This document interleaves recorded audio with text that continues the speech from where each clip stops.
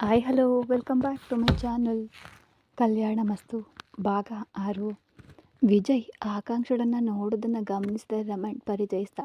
ವಿಜಯ್, ಇವರೇ ಆಕಾಂಕ್ಷ. ಹಾಯ್ ಅಂದ ವಿಜಯ್ಗೆ ಆಕಾಂಕ್ಷ ಕೂಡ ನಮಸ್ಕಾರದ ರೂಪದಲ್ಲಿ ತಲೆಯಾಡಿಸಿದ್ಲು.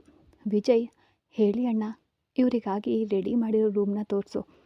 ಇವರ ಸುರಕ್ಷತೆ ನಮಗೆ ತುಂಬ ಮುಖ್ಯ ಅಂದ ರಮಣ್. ಆಕಾಂಕ್ಷ, ನೀವು ಇವನ ಜೊತೆ ಹೋಗಿ ಅಂತ ಹೇಳ್ದ ರಮಣ್. ಆ ಮನೆಯ ಅತಿ ದೊಡ್ಡ ಪ್ರಪಂಚವೇ ಆಕಾಂಕ್ಷಳನ್ನು ಒಂದು ಕ್ಷಣ ಮೌನವಾಗುವಂತೆ ಮಾಡ್ತು. ತನ್ನ ಜೊತೆ ಬರ್ತಾ ಇರುವ ವಿಜಯ್ ಜೊತೆ ಮಾತನಾಡಬೇಕೋ ಬೇಡವೋ ಅನ್ನೋ ಹಿಂಜರಿಕೆ ಅವಳಲ್ಲಿ ಇತ್ತು. ನನ್ನ ಹೆಸರು ವಿಜಯ್, ನಾನು ಒಬ್ಬ ಡಾಕ್ಟರ್ ಅಂದ. ಅವಳ ಹಿಂಜರಿಕೆಯನ್ನು ನೋಡಿ ವಿಜಯ್ ತಾನೇ ಮೊದಲು ಮಾತನ್ನು ಆರಂಭಿಸ್ದ. ಆಕಾಂಕ್ಷ ಆಶ್ಚರ್ಯದಿಂದ ಕಣ್ಗಳನ್ನು ದೊಡ್ಡದು ಮಾಡಿ, ನೀವು ಕೂಡ ಡಾಕ್ಟರಾ ಅಣ್ಣ? ನಾನು ಕೂಡ ಡಾಕ್ಟರೇ ಆಗಿ ಈಗ ತಾನೇ ಓದಿ ಮುಗಿಸಿದ್ದೀನಿ ಅಂದ್ಲು ಖುಷಿಯಿಂದ. ಹೋ, ಒಂದೇ ಮನೆಯೊಳಗಡೆ ಇಬ್ಬಿಬ್ಬರು ಡಾಕ್ಟರ್ಸ್ ಅಂದ ವಿಜಯ್ ನಕ್ಕ. ಆದರೆ ಆ ರಮಣ್ಣಣ್ಣ ಮಾತ್ರ ನಂತರ ಸಾಫ್ಟ್ ಆಗಿಲ್ಲ, ತುಂಬ ರಗಡ್ ಅಂದ. ಯಾಕೆ ಹಾಗೆ ಹೇಳ್ತೀರಾ? ನಿಮ್ಮನ್ನು ನೋಡಿದ ತಕ್ಷಣ ನನಗೆ ಅಣ್ಣ ಅಂತ ಕರಿಬೇಕು ಅನ್ನಿಸ್ತು ಅಂದ್ಲು ಆಕಾಂಕ್ಷ. ಅಯ್ಯೋ ಇದೇನಮ್ಮ, ನೀನು ಹೀಗೆ ಡೈರೆಕ್ಟಾಗಿ ಅಣ್ಣ ಅಂತ ಹೇಳಿ ನನ್ನ ಹೃದಯ ಹೊಡೆದ್ಬಿಟ್ಟೆ ಅಂತ ವಿಜಯ್ ಜೋಕ್ ಮಾಡ್ದ. ಅವನ ಸಮಾಧಾನದ ಮಾತುಗಳಿಂದ ಆಕಾಂಕ್ಷ ಸ್ವಲ್ಪ ನಿರಾಳವಾಗಿ ಮೆಲ್ಗೆ ಹೇಳಿದ್ಲು, ಅಣ್ಣ, ಈ ಮನೆಯಲ್ಲಿ ಲೇಡೀಸ್ ಯಾರೂ ಇಲ್ವಾ? ಯಾಕೆ, ನೀ ಇದೆಯಲ್ಲ ಅಂದ ವಿಜಯ್. ಅವಳು ಮುಖ ನೋಡ್ತಾ, ನನ್ನನ್ನು ಬಿಟ್ಟು ಬೇರೆ ಯಾರೂ ಇಲ್ವಾ ಅಂದ್ಲು. ಇಲ್ಲಿ ನೋಡು ಆಕಾಂಕ್ಷ, ಈ ಮನೆಯಲ್ಲಿ ಯಾವುದೇ ಹುಲಿ ಸಿಂಹ ಇಲ್ಲ, ಅದಕ್ಕೆ ನೀನು ಭಯ ಪಡಬೇಡಿ. ಇಲ್ಲಿ ಅಡುಗೆ ಮಾಡುವ ಅಮ್ಮ ಯಾವಾಗಲೂ ಮನೆಯಲ್ಲೇ ಇರ್ತಾರೆ, ಸೊ ನೋ ಫಿಯರ್ ಅಂದ. ನನ್ನ ಮುಖದಲ್ಲಿ ಅಷ್ಟೊಂದು ಭಯ ಕಾಣಿಸ್ತಾ ಇದೆಯಾ ಅಣ್ಣ ಅಂದ್ಲು ಆಕಾಂಕ್ಷ. ಇಲ್ಲಮ್ಮ, ನೀನು ತುಂಬ ಧೈರ್ಯವಂತೆ. ಇನ್ಮೇಲೆ ಈ ಮನೆಯಲ್ಲಿ ನನಗೆ ಮಾತಾಡೋಕ್ಕೆ ಒಬ್ಬ ತಂಗಿ ಸಿಕ್ಕಿದ್ದಾಳೆ ಅಂತ ನನಗೆ ತುಂಬ ಸಂತೋಷ ಆಗ್ತಿದೆ. ನೀನು ಮನೆಗೆ ಬಂದಾಗಿನಿಂದ ನಿನ್ನ ಮುಖದಲ್ಲಿ ಒಂದು ಸಣ್ಣ ಆತಂಕ ಇದೆ, ಅದು ಬೇಡ. ಆ ವಿಡಿಯೋ ಮ್ಯಾಟರ್ ಬಗ್ಗೆ ನೀನು ಅಷ್ಟೊಂದು ಯೋಚನೆ ಮಾಡಬೇಡ. ಇದಕ್ಕಿಂತ ದೊಡ್ಡದಾದ ಯಾವುದಾದರೂ ಬ್ರೇಕಿಂಗ್ ನ್ಯೂಸ್ ಟಿ ವಿಲಿ ಬಂದರೆ ಈ ಜಗತ್ತು ಇದನ್ನೆಲ್ಲ ಮರೆತುಬಿಡುತ್ತೆ. ನೀನು ನಿನ್ನ ಸ್ವಂತ ಮನೆಯಲ್ಲಿ ಇರೋ ಹಾಗೇ ಆರಾಮವಾಗಿ ಫ್ರೀಯಾಗಿ ಇರು, ಸರಿನಾ ಅಂದ ವಿಜಯ್. ಅವನ ಮಾತುಗಳು ಆಕಾಂಕ್ಷಳಿಗೆ ತುಂಬ ಸಮಾಧಾನವನ್ನು ತಂದವು. ಇಬ್ಬರ ನಡುವೆ ಒಂದು ಒಳ್ಳೆಯ ಪವಿತ್ರವಾದ ಅಣ್ಣ ತಂಗಿಯ ಬಾಂಧವ್ಯಕ್ಕೆ ಅಡಿಪಾಯ ಬಿತ್ತು. ಏನಮ್ಮ ನೀನು ಯಾವಾಗ ನೋಡಿದ್ರು ಕನಸಿನ ಲೋಕಕ್ಕೆ ಹೋಗಿ ನಿನ್ನ ಇಷ್ಟಕ್ಕೆ ನೀನೇ ಮನಸ್ಸಲ್ಲೇ ಮಾತನಾಡ್ಕೊಳ್ತೀಯ ಅಂತ ವಿಜಯ್ ನಕ್ಕ. ನೀವೇನಾದರೂ ಸೈಕಾಲಜಿಸ್ಟ್ ಡಾಕ್ಟರಾ ಅಣ್ಣ ಅಂತ ಆಕಾಂಕ್ಷ ಆಶ್ಚರ್ಯದಿಂದ ಕೇಳಿದ್ಲು. ಅಯ್ಯೋ ಹೌದು, ಅದಕ್ಕೆ ನನ್ನ ಮುಂದೆ ಸ್ವಲ್ಪ ಜಾಗೃತಿಯಾಗಿ ಇರಬೇಕು. ನೀನು ಏನು ಯೋಚನೆ ಮಾಡಿದರೂ ನನಗೆ ಗೊತ್ತಾಗ್ಬಿಡುತ್ತೆ ಅಂದ ವಿಜಯ್. ಹಾಗಂತ ತಮಾಷೆ ಮಾಡಿ, ಸರಿ ನೀನು ಮೊದಲು ಹೋಗಿ ಸ್ನಾನ ಮುಗಿಸ್ಬಾ, ಆಮೇಲೆ ಒಟ್ಟಿಗೆ ತಿಂಡಿ ತಿನ್ನೋಣ ಅಂದ ವಿಜಯ್. ಸರಿ ಅಣ್ಣ ಅಂದ್ಲು ಆಕಾಂಕ್ಷ. ವಿಜಯ್ ರೂಮಿಂದ ಹೊರ ಹೋದ ನಂತರ ಅವಳು ಬಾಗಿಲನ್ನು ಲಾಕ್ ಮಾಡಿದ್ಲು. ಆದರೆ ಆ ದೊಡ್ಡ ರೂಮ್ನ ಬಾತ್ರೂಮ್ ಒಳಗೆ ಹೋಗಿ ಸ್ನಾನ ಮಾಡಲು ಅವಳಿಗೆ ಭಯ ಆಗ್ತಿತ್ತು. ಯಾಕಂದರೆ ಇಲ್ಲಿಯೂ ಕೂಡ ಯಾರಾದರೂ ವಿಡಿಯೋ ಕ್ಯಾಮ್ರಾ ಇಟ್ಟಿರಬಹುದಾ ಅನ್ನೋ ಅನುಮಾನ ಕಾಡ್ತು. ಹಾಗಾಗಿ ತಾನು ತಂದಿದ್ದ ಟವಲನ್ನು ಮೈ ತುಂಬ ಸವರಿಸ್ಕೊಂಡು ತುಂಬ ಹೆದರುತ್ತಾನೆ ಸ್ನಾನ ಮುಗಿಸಿ ಬಂದಳು. ಬಟ್ಟೆ ಬದಲಾಯಿಸಿ ಆ ಕೋಣೆಯನ್ನು ನೋಡ್ತಾ ಇದ್ದಾಗ ಬಾಗಿಲು ತಟ್ಟುವ ಶಬ್ದ ಕೇಳಿಸ್ತು. ಬಾಗಿಲು ತೆರೆದು ನೋಡಿದರೆ ಅಲ್ಲಿ ರಮಣ್ ನಿಂತಿದ್ರು. ಒಳಗಡೆ ಬರಬಹುದಾ ಆಕಾಂಕ್ಷ? ಅಯ್ಯೋ ಸರ್ ಬನ್ನಿ ಅಂದ್ಲು. ರೂಮೆಲ್ಲ ಕಂಫರ್ಟಬಲ್ ಆಗಿದೆಯಾ? ನಿಮಗೆ ಇಷ್ಟ ಆಯಿತಾ ಅಂತ ರಮಣ್ ಕೇಳ್ದ. ಎಲ್ಲ ಚೆನ್ನಾಗೇ ಇದೆ ಸರ್, ಆದರೆ ನನಗೆ ಒಂದು ಸಣ್ಣ ಅನುಮಾನ. ಈ ಮನೆಯೊಳಗೆ ಯಾರೂ ವಿಡಿಯೋ ಮಾಡಲ್ಲ ತಾನೇ ಅಂತ ತನ್ನ ಭಯವನ್ನು ವ್ಯಕ್ತಪಡಿಸ್ಕೊಂಡ್ಳು. ಅವಳ ಕಣ್ಣಲ್ಲಿದ್ದ ಹೆದರಿಕೆಯನ್ನು ನೋಡಿ ರಮಣ್ ಗಂಭೀರವಾಗಿ ಹೇಳ್ದ, ಇದು ರಮಣ್ ಸಿಂಹನ ಮನೆ.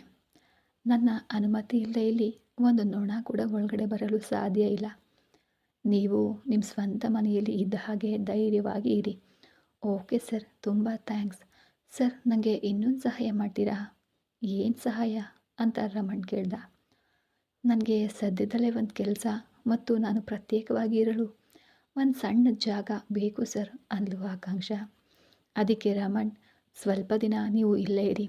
ನೀವು ಹೊರಗಡೆ ಇರೋ ಸಮಸ್ಯೆಗಳೆಲ್ಲ ಒಂದು ಕಡೆ ಮುಗಿದು ಹೋಗಲಿ, ಆಮೇಲೆ ಅದ್ರ ಬಗ್ಗೆ ಯೋಚನೆ ಮಾಡೋಣ ಅಂತ.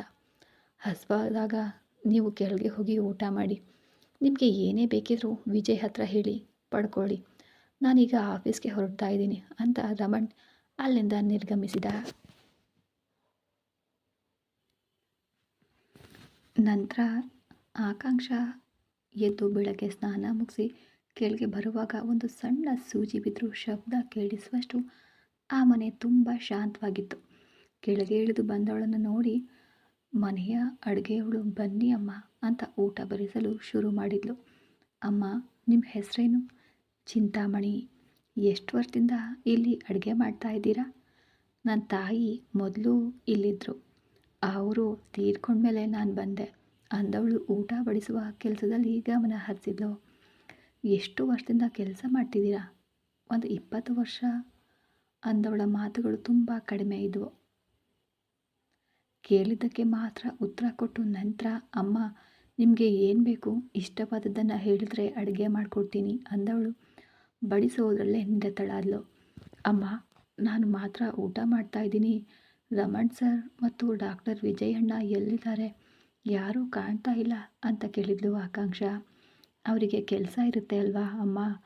ಸರ್, ನೀವು ಬಂದಿದ್ದರಿಂದನೇ ಮನೆಗೆ ಅಪರೂಪಕ್ಕೆ ಬರ್ತಾ ಇದ್ದಾರೆ. ಅರ್ಧ ದಿನ ಮನೆಯಲ್ಲಿ ಇರೋದಿಲ್ಲ ಅವರು. ಕೆಲಸ ಅಂತ ವಿದೇಶಕ್ಕೆಲ್ಲ ಹೋಗಿಬಿಡ್ತಿರ್ತಾರೆ. 2 ಇಡ್ಲಿಗಳನ್ನು ಮಾತ್ರ ಹೆಸರಿಗೆ ತಿಂದು ಬಂದವಳು ಅದರ ನಂತರ ಊಟ ಮಾಡಲು ಹೋಗಲೇ ಇಲ್ಲ. ಮುಖ್ಯವಾಗಿ ಅವಳಿಗೆ ಹಸಿವೆ ಆಗಲಿಲ್ಲ. ಅವಳು ಬರದೇ ಇರೋದನ್ನು ನೋಡಿ ಅಡುಗೆಯವಳು ಆಗಾಗ ಊಟ ಮತ್ತು ಜ್ಯೂಸ್ ತಂದು ಕೊಡಲು ಕೇಳ್ತಿದ್ಲು. ನನಗೆ ಹಸಿವಿಲ್ಲ ಅಮ್ಮ. ಅಮ್ಮ, ನೀವು ಊಟ ಮಾಡದೇ ಇದ್ದರೆ ಸರ್ ನನ್ನನ್ನೇ ಬೈತಾರೆ ಅಂದವಳು ಹೋಗದೆ ಅಲ್ಲೇ ನಿಲ್ಲಲು ಆಕೆಗಾಗಿ ಎದ್ಲು. ಜ್ಯೂಸ್ ಮಾತ್ರ ಕುಡಿದು ಊಟವನ್ನು ವಾಪಸ್ ಕಳಿಸಿದ್ಲು. ಆ ಮನೆಯೊಳಗಡೆ ಇರುವಾಗ ಒಂಟಿತನವೇ ದೊಡ್ಡ ಭಯವಾಗಿ ಕಾಡಿತ್ತು. ಮೊದಲ 2 ದಿನ ಅವಳು ಅವನನ್ನು ನೋಡಲೇ ಇಲ್ಲ. ಯಾಕೋ ಆ ಮನೆಯಲ್ಲಿ ಅವನು ಇರುವಾಗ ಯಾವುದೇ ಭಯ ಇರ್ತಾ ಇರಲಿಲ್ಲ. ಅವನು ಇಲ್ಲದೇ ಇದ್ದಾಗ ಒಂಟಿತನ ಅವಳನ್ನು ಆವರಿಸ್ಕೊಳ್ತಿತ್ತು. ಮನಸ್ಸು ಅವನ ಬರುವಿಕೆಯನ್ನು ಬಯಸ್ತಾ ಇತ್ತು. 2 ದಿನಗಳ ನಂತರ ಅಂದು ಅವನು ಬಂದವನೇ ಅಡುಗೆಯವಳ ಬಳಿ ಆಕಾಂಕ್ಷ ಊಟ ಮಾಡಿಲ್ಲ ಅಂತ ಕೇಳ್ದ ರಮಣ್.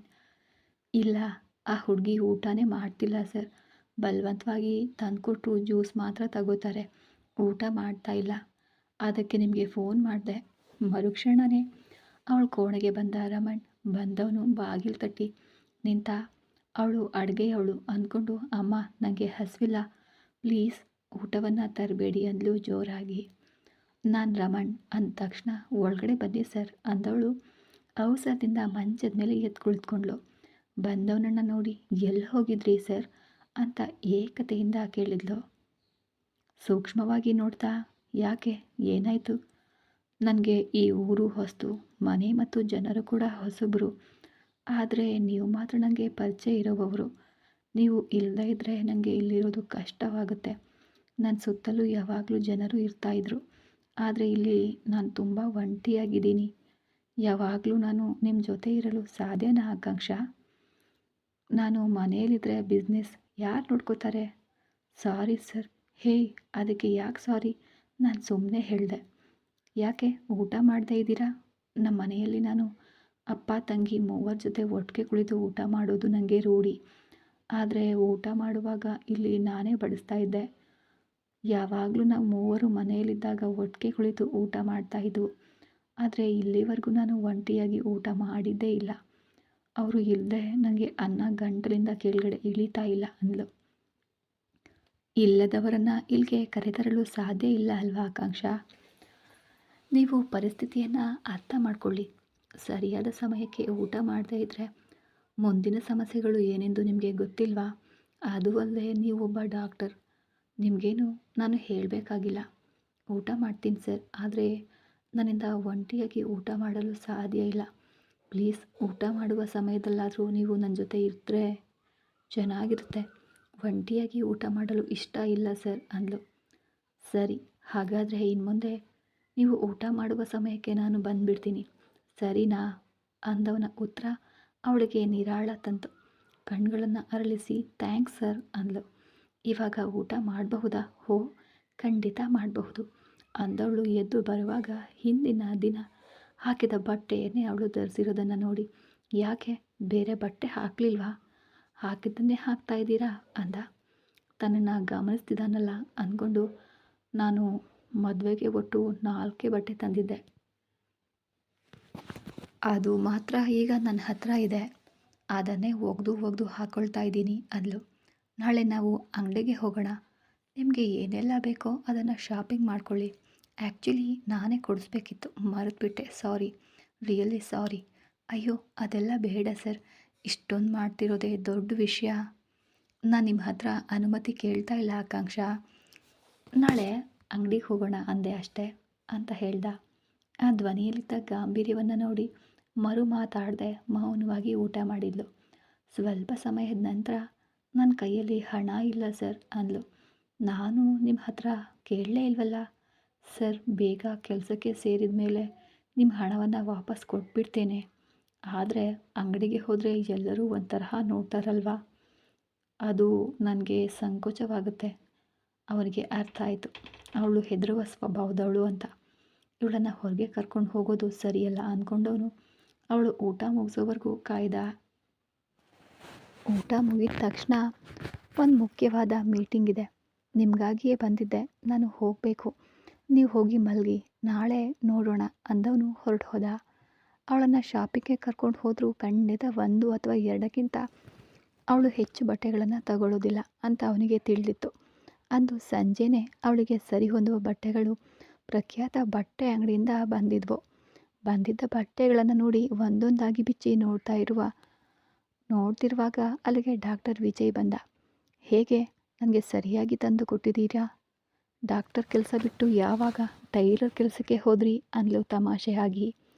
ಇದೆಲ್ಲ ಸೆಲೆಕ್ಷನ್ ಅಣ್ಣಂದು, ನನಗೂ ಇದಕ್ಕೂ ಸಂಬಂಧವಿಲ್ಲ, ಕೊಡಲು ಹೇಳಿದ್ರು ತಂದಿದ್ದೀನಿ. ಹೇಗಿದ್ರು ಅಂಗಡಿಗೆ ಕರ್ಕೊಂಡು ಹೋದರು, ಆಕಾಂಕ್ಷ 2ಕ್ಕಿಂತ ಹೆಚ್ಚು ಬಟ್ಟೆ ತಗೊಳ್ಳೋದಿಲ್ಲ, ಅದಕ್ಕೆ. ಆಮೇಲೆ ಅಣ್ಣನ ಜೊತೆ ಹೋದರೆ ನಿಮ್ಮನ್ನು ಯಾರಾದರೂ ಏನಾದರೂ ಅಂದ್ಬಿಡ್ತಾರೆ, ಹಾಗಂತ ಅಣ್ಣನೇ ಅಂಗಡಿಯಿಂದ ಬಟ್ಟೆಗಳನ್ನು ತರಿಸ್ಕೊಟ್ಟಿದ್ದಾರೆ. ಬಟ್ಟೆಗಳೆಲ್ಲ ಓಕೆನಾ ಆಕಾಂಕ್ಷ ಅಂದ. ಯಾರೋ ಒಬ್ಬ ತನಗಾಗಿ ಇಷ್ಟೊಂದು ಕಾಳಜಿ ವಹಿಸ್ತಿರೋದನ್ನು ನೋಡಿ ಅವಳ ಮನಸ್ಸಿನಲ್ಲಿ ಯಾವುದೋ ಮೂಲೆಯಲ್ಲಿ ಅವನ ಮೇಲೆ ಪ್ರೀತಿ ಮೂಡಲು ಪ್ರಾರಂಭ ಆಯಿತು. ತುಂಬ ಚೆನ್ನಾಗಿದೆ ಅಣ್ಣ, ಥ್ಯಾಂಕ್ಸ್, ಕನ್ನಡದಲ್ಲಿ ಧನ್ಯವಾದಗಳು ಅನ್ನೋ ಪದ ಇದೆಯಲ್ಲ, ಅದನ್ನೇ ಬಳಸಬಹುದಲ್ಲ ಅಂದ. ಓಕೆ ಅಣ್ಣ, ನಿಮಗೆ ನನ್ನ ಮನಸ್ಸು ತುಂಬಿದ ಧನ್ಯವಾದಗಳು, ಹಾಗೆಯೇ ಅವರಿಗೂ ನನ್ನ ಪರವಾಗಿ ಧನ್ಯವಾದಗಳನ್ನು ಹೇಳಿಬಿಡಿ ಅಂದ್ಲು. ಅದನ್ನು ನೀನೇ ನೇರವಾಗಿ ನೋಡಿದಾಗ ಹೇಳಿಬಿಡು ಅಂತ ನಗ್ತಾ ಹೊರಟು ಹೋದ ವಿಜಯ್. ನಡುರಾತ್ರಿ 12 ಗಂಟೆ, ಅವಳ ಮೊಬೈಲ್ ಫೋನ್ ಬಿಡದೆ ರಿಂಗ್ ಆಗ್ತಿತ್ತು. ಕರೆಯನ್ನು ಸ್ವೀಕರಿಸಿದಾಗ, ಅಕ್ಕ ನೀನು ಎಲ್ಲಿದ್ದೀಯಾ ಅಂತ ಶರಣ್ಯಳ ಧ್ವನಿ ಕೇಳಿಬಂತು. ಗಾಬರಿಯಿಂದ ಎದ್ದುಕುಳಿತಳು ಆಕಾಂಕ್ಷ. ನಾನು ಚೆನ್ನೈನಲ್ಲಿದ್ದೀನಿ, ನೀನು ಎಲ್ಲಿದ್ದೀಯಾ? ತನ್ನ ತಂಗಿಯ ಧ್ವನಿಯಲ್ಲಿದ್ದ ಆತಂಕವನ್ನು ನೋಡಿ, ಶರಣ್ಯ, ನಿನಗೆ 3 ದಿನದ ಸತತವಾಗಿ ಫೋನ್ ಮಾಡ್ತಾಯಿದ್ದೆ, ಫೋನ್ ನಂಬರ್ ಸ್ವಿಚ್ ಆಫ್ ಅಂತ ಬರ್ತಿತ್ತು, ಅಲ್ಲಿ ಏನು ನಡೆಯಿತು ಅಂತ ತಿಳಿಯದೆ ನನಗೆ ತಲೆ ಕೆಟ್ಟು ಹೋಗಿತ್ತು. ನಿನ್ನ ಫೋನ್ಗೆ ಏನಾಯಿತು ಅಂತ ಕೇಳಿದ್ಲು. ಅಕ್ಕ, ಕೊಯಮತ್ತೂರಿನಿಂದ ಅಪ್ಪ ಬಂದ ತಕ್ಷಣ ನನ್ನ ಸಿಮ್ ಕಾರ್ಡ್ ಕಿತ್ತಿಟ್ಕೊಂಡ್ರು. 2 ದಿನದಿಂದ ನಮ್ಮ ಮನೆಯಲ್ಲಿ ಉತ್ತರ ಕ್ರಿಯೆ. ಯಾರಿಗೆ? ನಿನಗೇನೆ. ಅವಳಿಗೆ ಹೃದಯ ನೋವಾಯಿತು. ಸತ್ತು ಹೋದವರಿಗೆ ಮಾಡೋದನ್ನು ನಿನ್ನ ಹೆಸರಿನಲ್ಲಿ ನಮ್ಮ ಅತ್ತೆ ಮಾಡಿಸಿದ್ದಾರೆ ಅಕ್ಕ, ಅದನ್ನು ನಾನು ಮೊದಲೇ ಊಹಿಸಿದ್ದೆ, ಆದರೆ ಇದು ಯಾವ ಹೊಸ ನಂಬರ್? ಅದನ್ನೇ ಹೇಳಿದ್ನಲ್ಲ, ನಾನು ಸಿಮ್ ಕಾರ್ಡ್ ಒಡೆದು ಹಾಕಿಬಿಟ್ಟಿದ್ದಾರೆ ಅಂತ. ನಿನ್ನ ನಂಬರ್ ಮಾತ್ರ ನೆನಪಿತ್ತು, ಅದಕ್ಕೆ ಫೋನ್ ಮಾಡಿದೆ. ಇದು ಯಾರ ನಂಬರ್? ಇದು ನಮ್ಮ ಮನೆಯಲ್ಲಿ ಕೆಲಸ ಮಾಡುವ ಅಡುಗೆಯವಳ ನಂಬರ್. ಸರಿ, ಯಾಕೆ ಇಷ್ಟೊಂದು ಆತಂಕದಲ್ಲಿದೆಯಾ? ಅದು ಈ ನಡುರಾತ್ರಿಯಲ್ಲಿ ಫೋನ್ ಮಾಡಿದೀಯಾ? ಅಂತಹ ವಿಷಯ ಏನಮ್ಮ? ಅಕ್ಕ, ನನಗೂ ರಂಜಿತ್ ಮಾಮನಿಗೂ ಮದುವೆ ಮಾಡಬೇಕು ಅಂತ ಅತ್ತೆ ತೀರ್ಮಾನಿಸಿದ್ದಾರೆ. ಅದಕ್ಕೆ ಸಂಬಂಧಿಸಿದ ಕೆಲಸಗಳು ಮನೆಯಲ್ಲಿ ನಡೀತಾ ಇವೆ. ನನ್ನಿಂದ ಈ ಮದುವೆಗೆ ಒಪ್ಕೊಳ್ಳಲು ಸಾಧ್ಯ ಇಲ್ಲ ಅಕ್ಕ, ಹಾಗಾದರೆ ನನ್ನ ಹತ್ರ ಬಂದುಬಿಡು ಅಂದ್ಲು. ಬೇಡ ಅಕ್ಕ, ಮಾಡದ ತಪ್ಪಿಗೆ ನೀನು ಅನುಭವಿಸ್ತಾ ಇರುವ ಶಿಕ್ಷೆನೇ ಹೆಚ್ಚು. ನಾನು ಕೂಡ ಬಂದರೆ ಓಡಿ ಹೋಗಿದ್ದಾಳೆ ಅಂತ ಸುಳ್ಳು ಹೇಳಿ ನನ್ನನ್ನು ಕೂಡ ಕೊಲೆ ಮಾಡಿಬಿಡ್ತಾರೆ ಅಂತ ಭಯ ಆಗ್ತಿದೆ. ಅಕ್ಕ, ನಾನು ಯಾವುದೇ ತಪ್ಪು ಮಾಡಿಲ್ಲ, ನನಗೆ ತುಂಬ ಕನಸುಗಳಿವೆ. ನನ್ನ ಆಸೆಗಳನ್ನೆಲ್ಲ ಯಾರೋ ಒಬ್ಬರಿಗಾಗಿ ನಾನು ಯಾಕೆ ಕಳ್ಕೊಳ್ಬೇಕು? ನನಗೆ ಓದಬೇಕು. ಆದರೆ ಮದುವೆನಲ್ಲಿ ಇನ್ನು ಮುಂದೆ ನನ್ನನ್ನು ಓದಲು ಬಿಡೋದಿಲ್ಲ. ಈಗ ಏನು ಮಾಡೋದು? ನೀನು ಓದಮ್ಮ. ಅಪ್ಪನ ಹತ್ರ ಹೋಗಿ ಕುಳಿತು ಮಾತನಾಡು. ಮದುವೆ ಬೇಡ ಅಂತ ಹೇಳು. ಅವರು ಒಪ್ಪೋದಿಲ್ಲ ಅಕ್ಕ. ಅಪ್ಪ ಯಾವಾಗಲೂ ಅತ್ತೆಯ ಕೈಗೊಂಬೆ ಅಲ್ವಾ ಅಂತ ನಿನಗೆ ಗೊತ್ತಿಲ್ವಾ?